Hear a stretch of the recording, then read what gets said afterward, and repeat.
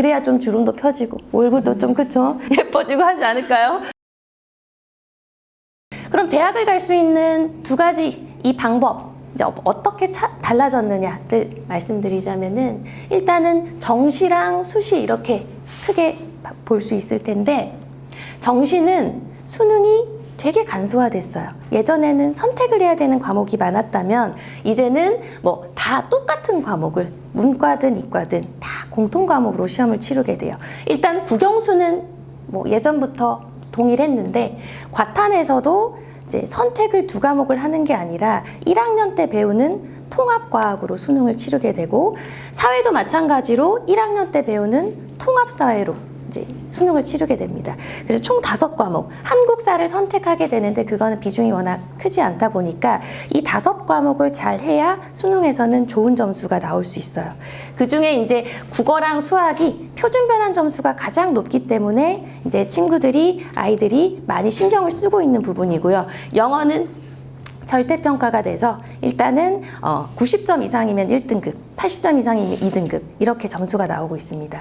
하지만 실질적으로 대학에서 반영되는 비율은 영어는 그다지 높진 않기 때문에 그래도 1등급이 나오지 않아도 이과라면은 그렇게 피해보는 그런 상황은 없어요.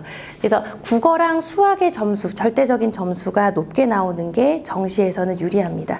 그리고 지금 통합과학과 통합사회로 바뀌면서 어떤 문제가 생기냐면 예전에는 물리만 잘하면 물리에서 1등급 나와서 대학 잘 갈 수 있어요. 근데 통합과학은 한 문제에 물리도 섞여 있고 이제 생물도 섞여 있고 화학도 섞여 있고 여러 가지가 섞여 있다 보니까 그냥 물리를 전공한 선생님들이 보기에도 그 문제는 되게 어렵게 느껴지는 거예요. 물리만 하시던 분이니까. 그래서 통합과학은 정말 통합과학 전문 선생님한테 여러 분야를 아우를 수 있는 방법으로 문제를 해석하는 눈을 길러야 되고 사회도 마찬가지예요. 예전에는 과목별로 이렇게 배웠다면은 한 문제 안에 지리도 나오고 역사도 나오고 윤리도 나오고 문화도 나오고 한 문제 안에 여러 개가 섞여 있기 때문에 전반적인 내용을 아우를 수 있는 그런 수업을 듣는 게 필요해졌어요. 그래서 일단은 수능은 간소해졌고 방향성은 쉽게 내자입니다. 이번에 만점자가 한 11명이 나올 정도로 킬러 문제를 배제하는 방향으로 가고 있는데 앞으로 그 기조는 유지될 것으로 보이고요.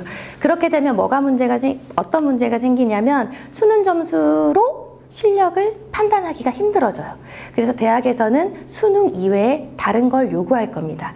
지금은 정시에서도 내신을 반영하는 추세로 서울대가 시작을 했기 때문에 아예 내신 점수를 포기할 수는 없어요. 끝까지 내신은 잘 관리하셔야 되고 그리고 내신 이외에도 학교별 고사, 면접 또는 수리 논술 이런 것들을 통해서 정시 이외에 수능 점수 이외에 다른 것들로 아이들을 평가하는 그런 요소로 삼을 거라고 보고 있습니다. 그래서 수학은 학교별 고사에서 제일 좋아하는 단골 문제예요. 그래서 이과를 지망한다면 면접 문제로 수학 문제를 냅니다.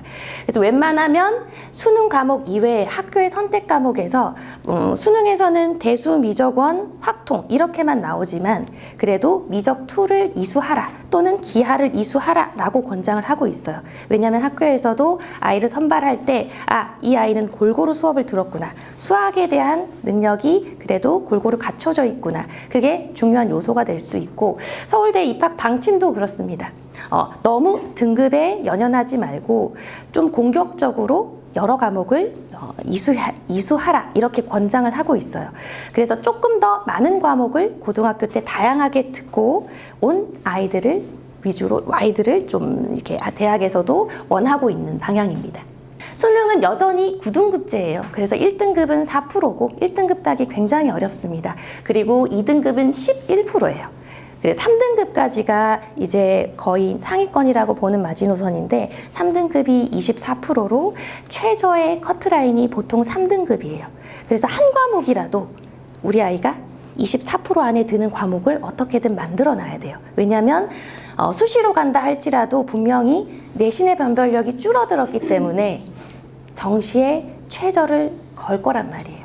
그래서 한 과목이라도 3등급 안에 안정적으로 들 수 있도록 만들어 놔야 돼요. 애매하게 어설프게 3등급으로 유지하다가 수능 때 4등급으로 떨어지면 아무리 수시에서 좋은 대학에 갔다 할지라도 그냥 최저에서 떨어져 버리니까 그러면 또 입시에 실패하거든요.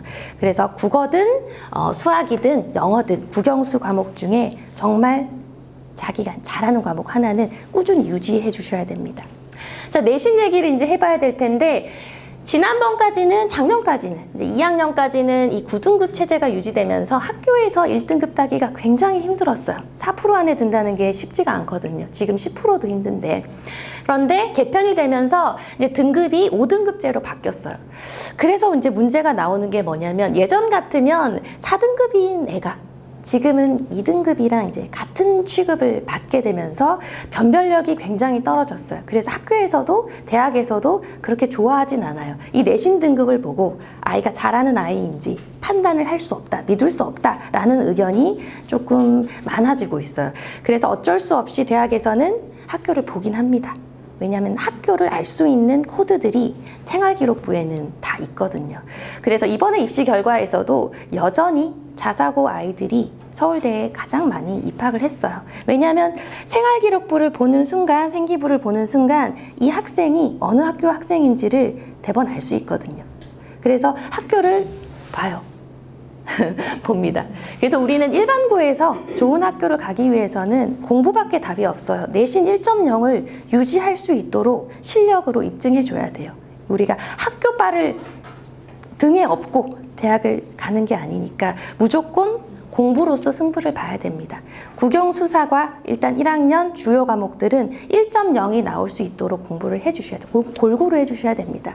수학은 평소에 꾸준히 한다면 암기 과목들은 내신 기간 한 달 전부터 꼼꼼하게 관리해서 선생님 노트, 필기 이런 것들을 꼼꼼히 관리해서 시험에서 1등급이 나올 수 있도록 많이 도와주셔야 돼요, 어머님들이.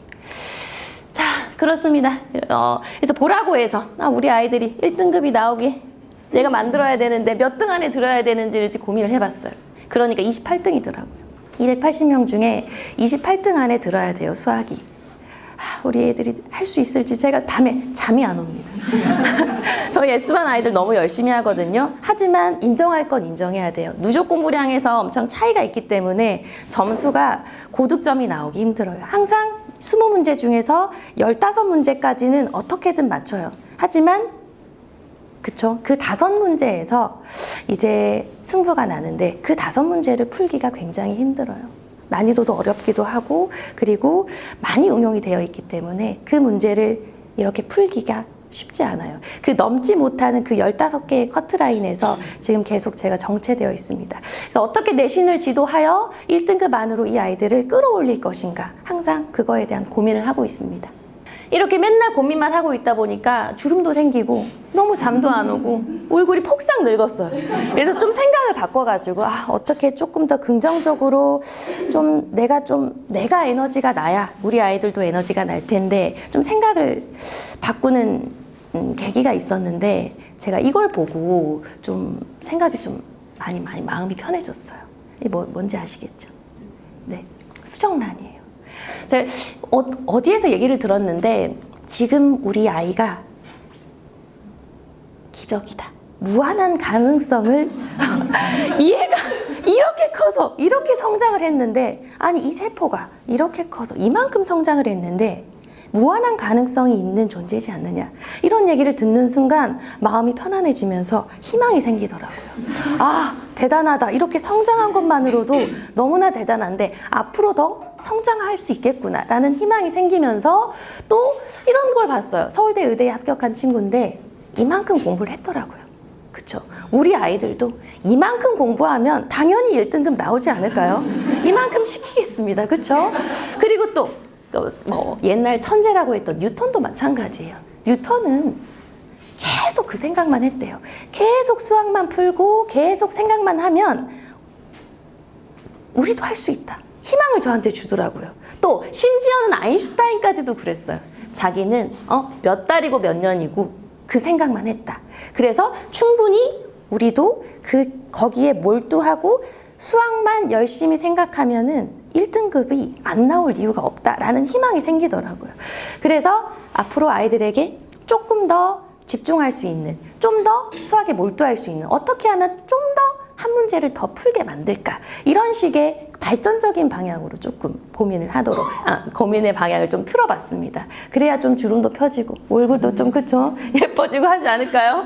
고민을 좀 긍정적인 방향으로 좀 풀고 있습니다.